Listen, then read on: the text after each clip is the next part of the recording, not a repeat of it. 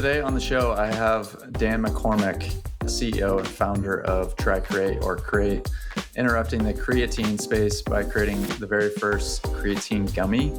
And Dan and Create are a current client, and they are a startup. They started back in December of 2022, so basically 3 to 4 months old. And this is an exciting episode. So for people listening that have been following along on the journey, we've had a former client and current client on the show previously, but another one we bring on today in Dan. And we get into ad account performance. Quite transparently, we're crushing it for him on the ad account side of things by launching with cost caps and DCTs. We get into the controversy of doing that, his hesitancies and disbelief into launching every piece of creative, as well as even hesitancies around influencer seeding and just the first round of content that he got back, and his actual honest dissatisfaction. We have an honest conversation around that. But Dan shares some amazing insights on what he thinks of just influencer seeding and the belief in gifting, even with the hesitancies and dissatisfaction of the first round of content coming back. One of which is influencers now starting to post continually a couple months later, the relationships that he's built and turned into UGC contracts, the product feedback that he's gotten. So he has a very wise approach in the ways that he's thought about influencer. And then we get into ad account, like hesitancies around launching every single piece of creative, even starting his ad account with cost caps, and how he's building in public. He's one of the best founders on Twitter that is building in public and showing real data, showing behind the scenes. So this is a super fun conversation, talking the ins and outs of influencer and our process and kind of underneath the hood of our relationship as a client and service agency. So very serious and fun conversation to talk about his business, and excited for you guys to tune in. All right, everybody, we are back with another episode of the Influencer Marketing Blueprint. I am in the pilot seat, no co-host, no co-pilot today.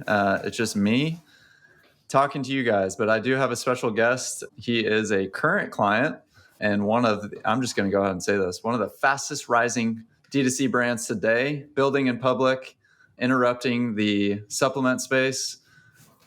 None other than Dan McCormick. Dan, what's up, man? Cody, happy to be on the show. I guess Taylor had better things to do today than chat with me. I don't blame him. Yeah. And interesting that you say fastest growing. I feel like every D2C brand at some point makes the claim that they're the fastest growing D2C brand of all time. And then like you look at the asterisks or the implied asterisks, and it's like fastest growing D2C brand as measured by unique visitors to website from the state of Idaho.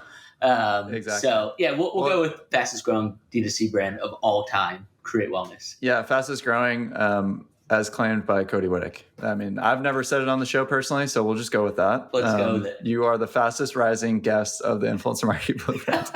Let's go. Yeah, so interesting points first to start off. Well, none other than I realize that you're from Philadelphia. I am not, but I'm a huge diehard Eagles fan. Fly, Eagles, fly. I'm wearing the shirt today. I happen to have a Simple Modern cup. It's everywhere. But yeah, can we talk about that for just a hot second? Let's talk about it. This past Super Bowl run, for better or worse, was like the first time the loss was obviously super tough. I went home to Philly, was with everyone that I ever grew up with. We rented out a bar. The loss was tragic, but I'm not lying when I said it was like the first time I felt emotion, like loss like that in a long time. And it was almost a good reminder, and it says something about kind of the state of where we are as humans, that like I needed a loss to feel this type of emotion.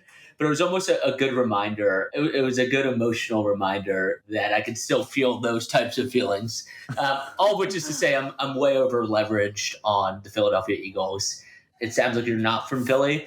It's really interesting for people that aren't from Philly to try to communicate just how important the Philadelphia Eagles are to the city of Philadelphia. Back in 2018, when they won the Super Bowl, the whole kind of vibe of the city lifted for at least 6 months. Like, it really does just make an otherwise relatively gloomy, moody city a very happy place to be. And the good thing is, despite the loss, I think we have a bright future ahead of us with a young coach and quarterback and strong roster across the board. So tough loss.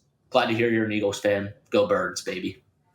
Go Birds, baby. Yeah, we'll digress for everybody that doesn't care about the first 2 minutes of the show. But if we could seed some product to Jalen Hurts, that would be awesome. All right. So another thing too, just like looking at your background, well, let's give the listeners a quick overview of like your background. I saw you obviously have some like D2C e-commerce experience working with some like heavy hitters with Away and Parade, and then obviously a very, well, not obvious, but finance background, and then the newsletter with your brother. Yeah.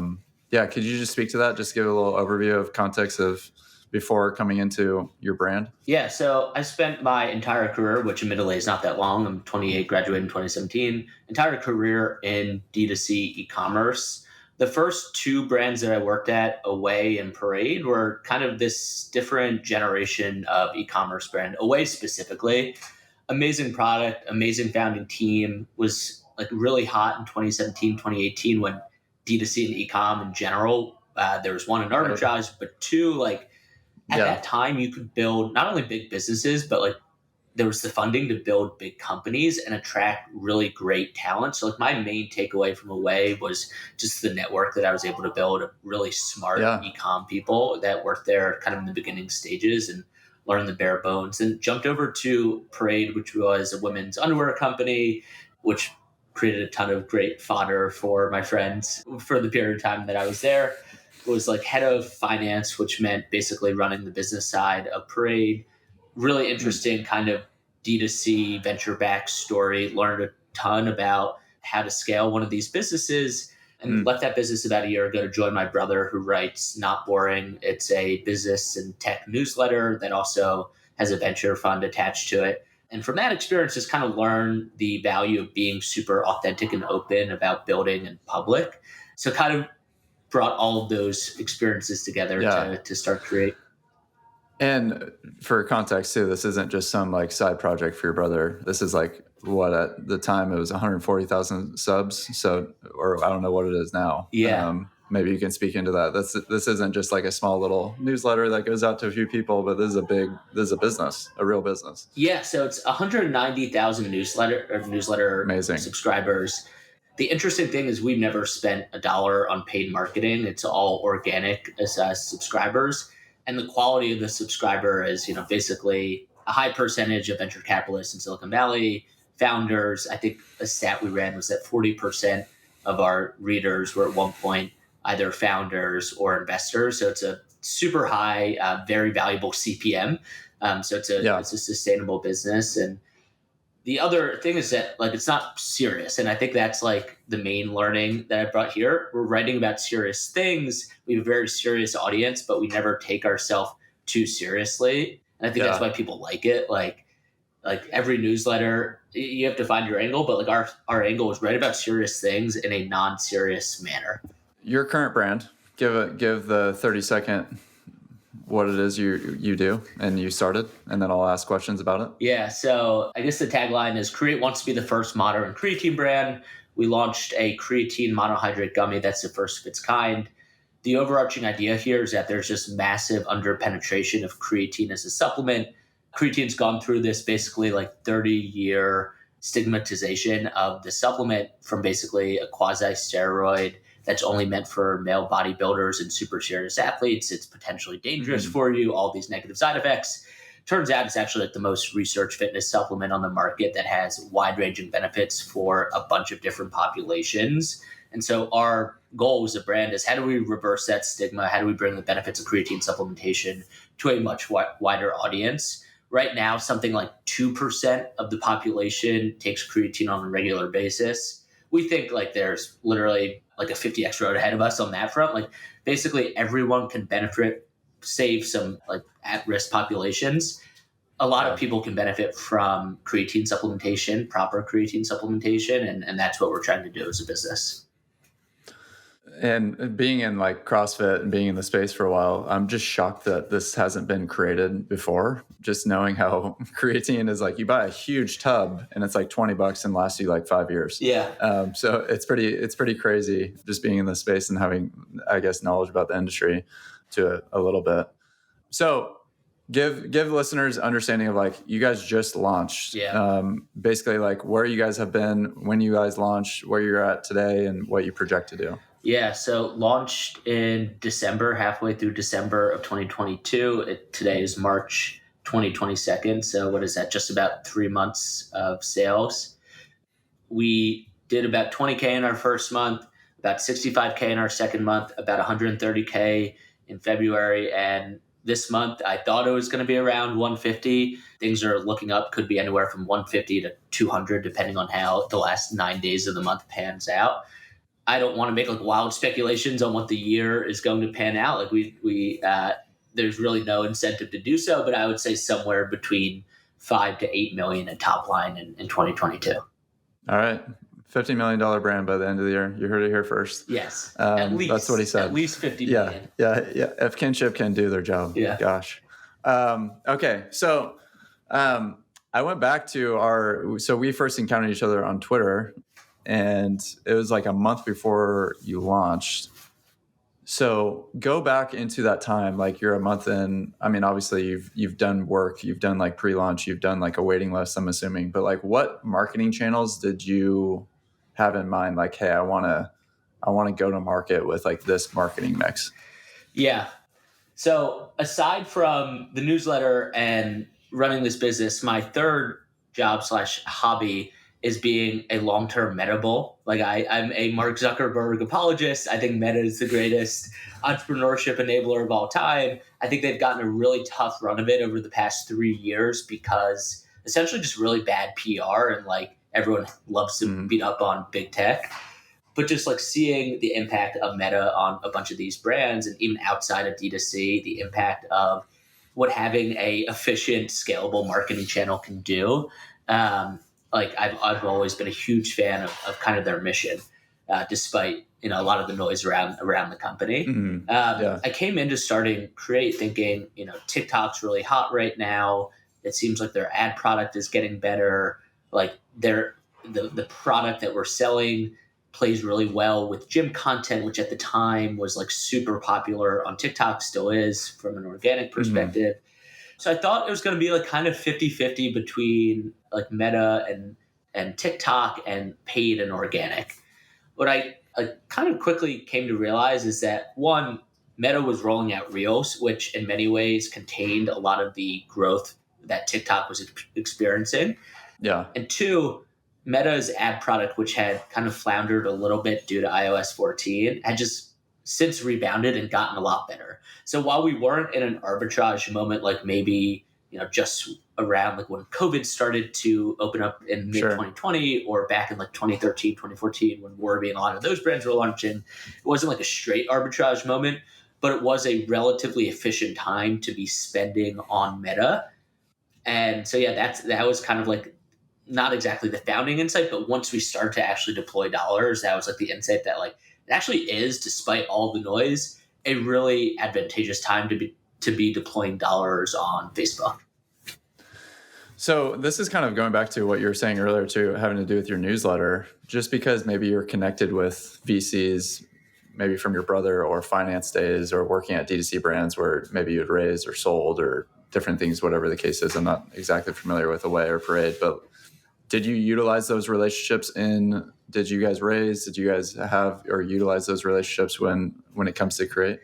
Yeah, I thought it was going to be a lot easier to raise money for this company, to be honest. Like, of course, like there's people from my network that cut small checks into the business, and we did raise a round. Let me start with that. Like we raised $500K on a $5 million cap safe, which for like a tech company seems like a low valuation. For a D2C company, like I think most companies probably aren't raising today, or it's like a fair valuation. Yeah. And so like going into raising that, I was like, okay, I have worked with these brands that have done well before. I'm plugged into the network. Like, I think I could do a pretty good job pitching the story. I think it's an interesting product in a big market. And that basically fell flat, that narrative, on every CPG investor out there. I was doing this kind of in the summer of 2022, and like, one, the markets were crashing. Two, all of the public comps of like D2C brands were falling more so than the market. So like it was, D2C goes through these periods of time where it's either super investable or not investable at all. And like, I just decided to raise during a period where it wasn't investable at all. So to be honest, I'm still raising the 500K round that I started back in June of 2022. Like that's still open. I mean, add into the fact that people were going on vacation for the first time in 2 years, basically, in the summer of 2022. I mean, we certainly felt that drop of like a lot of people out of office, a lot of people taking their families on vacation. You've been a big proponent. I mean, you even mentioned at the beginning of sharing in public. And before we get into like the influencer stuff or paid media stuff, I saw you put something on your LinkedIn. You said, I'm an expert in nothing and don't pretend to be. Not many founders would say that. So can you elaborate on just your philosophy on sharing in public? Yeah, I think you had Sean from Ridge on the other week, and like he's super honest about everything, and the stakes are much higher for him, like 100 million plus business, and he's like dropping F-bombs and being like very open about his numbers and all of that. I think what it comes down to is that for our businesses, the people that are going to listen to this podcast aren't necessarily going to make a dent in like our actual business from like a consumer perspective. And so being super open about our metrics, about how I'm building, like that doesn't actually like it touch or impact the customer experience. It just brings people into my orbit that otherwise wouldn't be into it. I'm able to build a network / like group of potential mighty fans of the business just because I'm willing to share my numbers. Yeah. And my sharing those numbers doesn't actually impact like the consumer experience or the number of customers that are going to come to the brand. Yeah. So that's how I feel about it. It's like really only upside, very little downside. Of course, like the first down month where I'm not sharing, like we're up 60% month over month, like it's going to be a little embarrassing to be like the sharing in public guy. And like, oh, I guess I'll deal with that when it comes to it. But to date, it's only been positive for me. And I think that's just like going back to kind of one of the learnings from Not Boring, like the way that we were able to grow this newsletter and mostly Packy was just being like very authentically yourself online when most other people are just not willing to be so, and all of the benefits that come along with doing that. So yeah, it's like the philosophy is like, one, like people maybe don't really care as much as you think they do, and like they're not going to look out for like all of your losses. Two, self-promotion it's really icky, but it does give you an opportunity to talk about skill. What you're doing. Yeah, it's a skill, and like it obviously doesn't feel great all the time, but like it gives you something to talk about. And then three, yeah, I think it's like serendipity. Put out good vibes on the internet, and they're going to be paid back to you in spades. Yeah, I mean, I've even realized that even just on the service industry side, like just being vulnerable and sharing like, hey, here's the strategy, go copy and paste it for yourself for brands. Like people, I think really appreciate that more than just like necessarily just the case studies themselves, but hey, here's the like the tools and skills to go out and do this for yourself.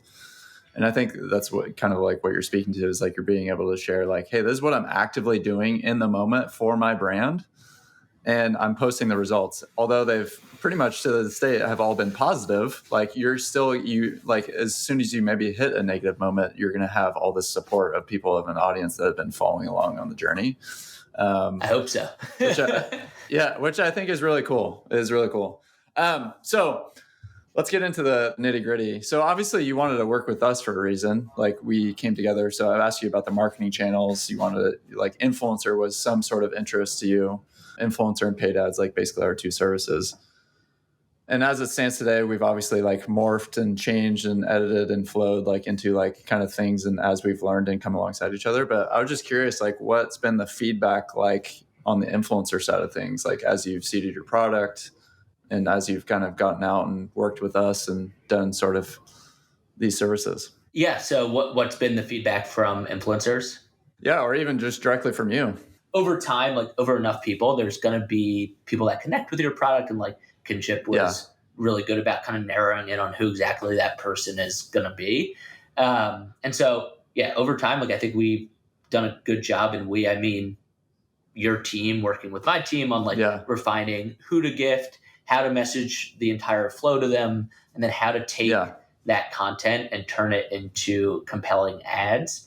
One thing that I've appreciated is just like the flexibility in terms of what your guys' model is. And like the way I understand your model from like your perspective, and you can tell me what it is. It's like, how can we create a partner that is sustainably spending ad dollars with us essentially. And maybe you could phrase it better. And so I think like I'm only going to increase spend if it's efficient. You guys are Right. only going to make more money off of me if I'm increasing spend. So let's not If it's profitable. If it's profitable. So let's let's not just stick to an approach because that's the kinship approach. Let's find the best way for my brand with your learning surrounded by that. Let's find the best way for my brand to kind of create content and scale spend. So for us, what's that has looked like is one, the initial seeding playbook, get our product in the hands of many micro influencers, see what content they get back to us. And like, you can go through all the math around opt-in rates and things like that.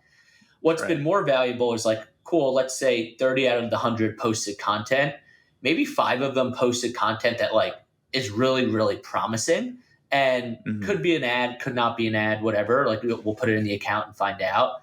But now we have that relationship with that person to say, hey, I'm a huge fan of your content. It seems like you like you like our product. What if we paid you like $300 to $500 to do like a more directive UGC shoot for us that we can then cut into more compelling ads? So that's what's worked for our brand is like that initial seeding, starting a relationship, and then creating UGC with those partners.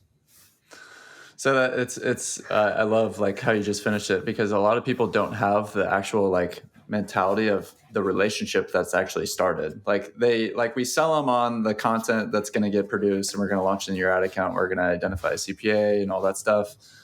But the ancillary benefit and the long-term effect of it is the relationship that you get to build. Like those 5 relationships, those arbitrary 5 people, those are people that you did not have yesterday, so to speak. Like those are now 5 new relationships that love the brand just by you putting the product into their hands.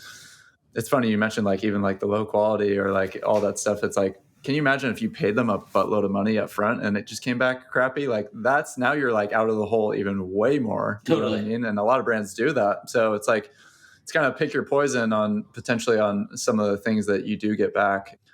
So you did just post this a couple of days ago. I commented, I was like, hey, this is a great talking point for the podcast. That influencer that posted on Instagram, which I confirmed came from seeding, but it came like a month later than she got product. Is that right? Yeah. So this is actually a really, and you can cut this if you want, but an interesting story here. So it seems like we gifted this creator a month or 2 ago. She'd actually been taking the product and really liking it. Her agent had been in, who monitors her email inbox, had 2 days prior responded being like, hey, Nikki really loves the product. Like, we'd love to work together on some UGC. We've been going kind of back and forth on like negotiating what exactly that partnership is going to look like. And then randomly, Nikki posts like this very glowing, organic, authentic review of our product. And so it's like, oh, okay, now I can see what Nikki is able to produce for us. Imagine if like she had even more skin in the game to produce great content. And so like, there is a lot of that where like we're not necessarily paying, but like we're using this as an entry point into a much larger relationship with the creator. Because I think that's part of it, right? Like it's not always just like a perfect like synchronous flow of like outreach. They get the product, they post, then you run it as an ad. Like there is some like ebb and flow of like, you guys are a young brand. There's also something to be like taking creatine and actually noticing the effects. Yeah. And so it probably felt more authentic to her to be like, okay, I can potentially like love this. And the fact that she has an agent involved, obviously that like changes a little bit of the game. So yeah, the agent was definitely like, hey, Nikki, this is like an extra $300 if we make this work. Like our rates versus the rates Dan is proposing. So like post here, and then I'm sure he'll go with like the more expensive package. Yeah.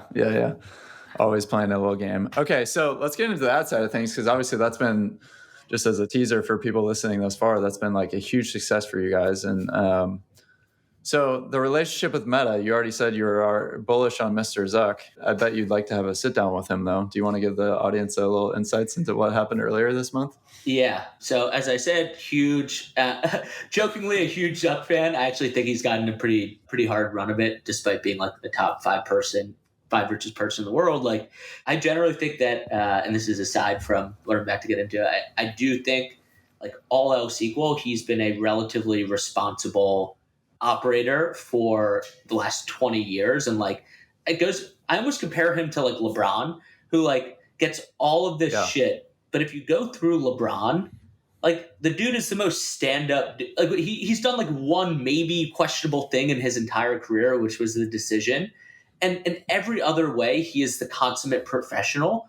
And it's just like at the top of his game for the last 20 years. And despite that, like 50% of the country doesn't like him. It's the same thing with Zuck. Like, yes, there's some very questionable shit that's gone on at Meta over the past 20 years. But like all in all, the guy's been like the fifth richest person in the world since he was like 21 years old and like has been a pretty standard guy. Anyway, Zuck love aside, got banned from Facebook at the end of February and was unable to spend on our ad account. And there was really no reason or rhyme or reason for getting banned. And Facebook during this time, it's March 2023, is just in a transition period where like people are getting laid off and teams are being reorganized and a lot of shit's going on, to the point that like I talked to probably 15 employees at Meta and no one knew how to remove this like basically arbitrary ban on our account. And so for the first 10 days of the month, we just like weren't spending on Facebook. And that really hurt our business from an acquisition perspective. Luckily, and we can talk about this, like we are a subscription business. So every day at 12:16, I guess, a.m. Eastern time in the morning, we have dozens of orders come through automatically from Recharge. But from like an acquisition perspective, we were pretty dependent on Facebook for acquiring customers. So not having access to the account really hurt growth, at least for a period of time. So, and we also discovered when we first launched your ad account, we were trying to figure out, because man, I am a predictor. I'll stand by this. I've been a little bit of a prophet with you guys. As soon as we signed on together, I was like, this is going to be a case study. Like I just felt really strong about your guys' product. It's novel. It's something that's been around, but it's also just a new product, with it being in a form of a gummy. And at first when we launched ads, I was like, what the hell is going on? So without going into a question for those listening, we found some sort of pixel issue. I think Nick on our team found that or figured out some sort of issue. I don't know if you wanted to shed light on it, but that was also a deterrent of performance at the very beginning when we were launching ads. Yeah, shout out Nick on your team. He's awesome. Yeah, I mean, I think in the beginning there was just something with the setup that was wrong. Like everything at Facebook, like it's kind of hard to understand the specifics of exactly what was wrong, but something was wrong, and we went in and fixed the pixel, and ever since it's been super consistent. That's like the main difference I've seen in Facebook Meta, whatever you want to call it, over the past like year or so. It's just like whether it's good performance or bad performance, like performance is just much more consistent than I feel like it used to be. So we seed product, we're getting a bunch of content. Some of it you're not very happy with. Some of it you're kind of like, oh, this is good, whatever. It's a mixed bag. You have content you shot yourself. Did you have hesitancy, like with our philosophy of just launching every single piece of creative? Like you think it's bad, we think it's good, or whatever the scenario is. Were you surprised at all with launching every single piece of creative? Even though I understood it intellectually, when the first pieces of ad content in the account were those like almost negative reviews, I was like, this fucking sucks. I didn't want the first ads that people are seeing of the brand to be like, hey, just got these gummies and like they don't taste great and like I don't know why I'm taking them. So there's definitely like, despite understanding intellectually, you know, why you launch all the content you had and let Facebook's algorithm figure out what content is going to scale and not scale, there's definitely still a little bit of hesitancy of like, hey, this is not exactly like the content that I want to be putting money behind and putting out into the world. Over time, what you figure out is that like, if it's truly bad content, it's probably not going to scale and thus less people are going to see it. And if they do see it, it's probably it won't spend. It won't spend. And even if it does spend, that person's also going to see a bunch of other content from you that is likely not negative. So it just kind of creates like this vortex of almost like controversy where it's like, I just got an ad telling me this wasn't like the best product in the world. Now this person's telling me it is really good. And like, I don't know. And bad content also creates engagement. Like there's so many armchair Facebook experts that are like, this ad is so shitty. Like this team has no idea what they're doing. And I'm like, yeah, no, we actually could turn off this ad if we wanted to, but you're commenting on it and giving an engagement, so we're not going to. So this brings into why it won't get spent, which is, if you guys have been listening to the podcast, Taylor and I did a whole episode on cost caps and dynamic creative testing and our philosophy on running Facebook ads. A lot of people will say, don't launch an ad account with cost caps because of basically the fear of you can't get delivery. So were you surprised at all, basically, like your ad account performance, let's just take January and February, and I have these numbers in front of me, of the performance thus far in the past, let's just take the past 2 months with cost caps in place? Yeah, it's been awesome. It's scaled and scaled efficiently. Quick story. Right after we launched the account, we weren't getting any spend, and I'm like super antsy. Like, I need to see results super quickly. And it was the week between Christmas and New Year's.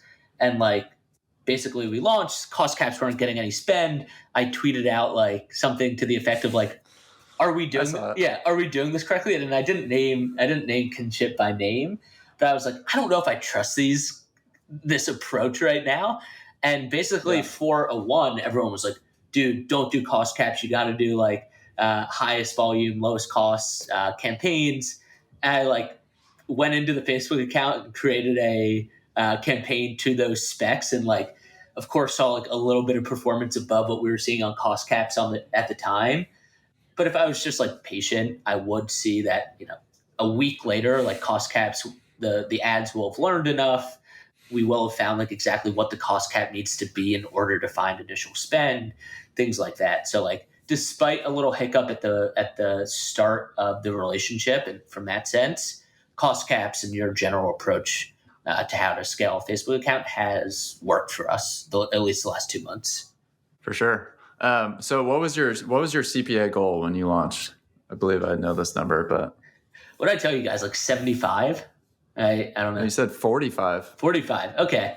I think in the back of my head, I was like, if we can get a $75 paid CPA and like blend that down to something closer to 45, then we'll be successful. But right. Yeah. Your CPA goal was $45. I think what you had said was 75 you'd be happy with, but you want to get it down to 45. So basically in the past 2 months, we've hit a 60 and then 38 in February. So without like just trying to make this about, bragging about your ad performance. Yeah.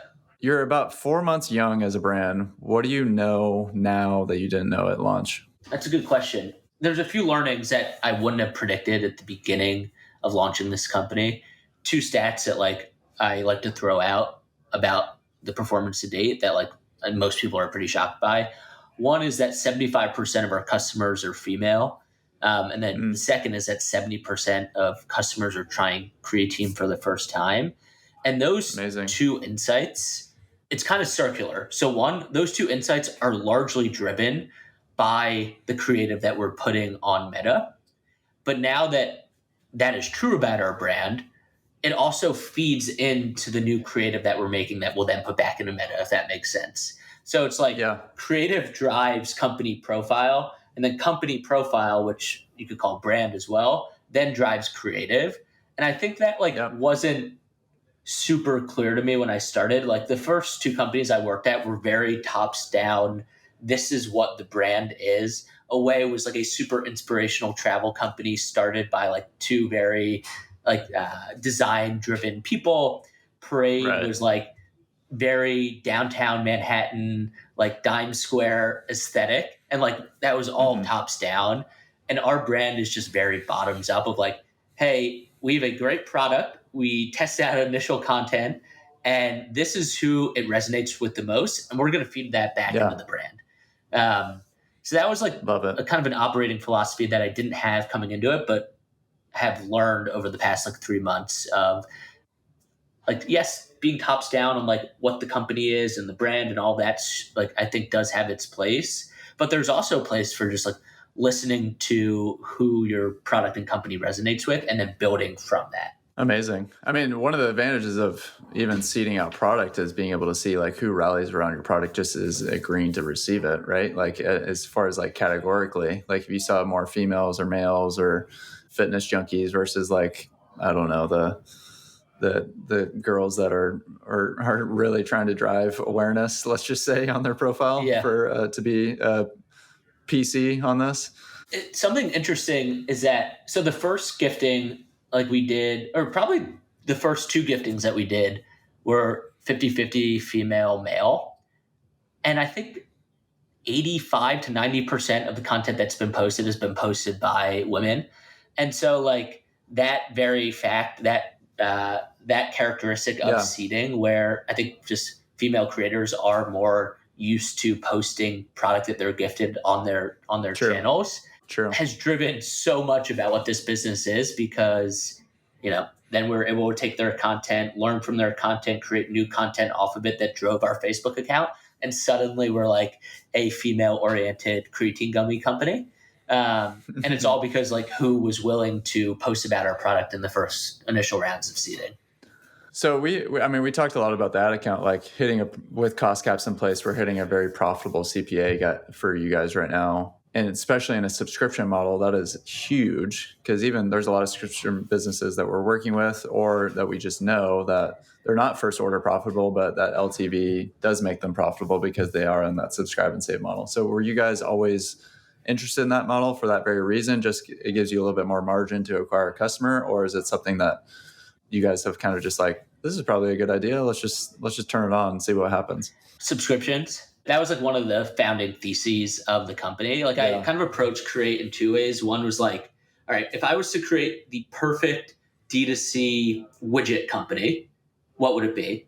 And then the second was like, I have this personal experience with creatine, but taking it for 10 years, recognize that like it's widely underpenetrated. Putting that aside, from like the last 5 years in D2C, I was like, all right, I think it needs to be at the very least a highly consumable product, even better if it's on subscription. It needs to be high margin. It needs to speak to both males and females, because that just doubles the size of your potential customer base. There's a bunch of these like D2C characteristics that I knew I wanted to have in the business that I started. Subscription was probably the primary one of that, just because like working at these other brands, you're literally wringing the towel so tight every day to like drive repeat orders. You're launching new products. Totally. You're hiring full-time people to like optimize emails. You're doing so much. You're investing so many resources into getting customers to make that second purchase. Yeah. With the subscription, it's just like the default. Mm-hmm. And so that was kind of like from a business model perspective, how I thought about subscription. So wrapping up here, you're 4 months into your brand. What would you advise someone that's about to like pre-launch? Like, would you advise them to work with influencers? Or I guess, what would your be advice for people listening that maybe are pre-launch or about to launch? What would you advise them on the influencer front, or if at all, to invest in that channel?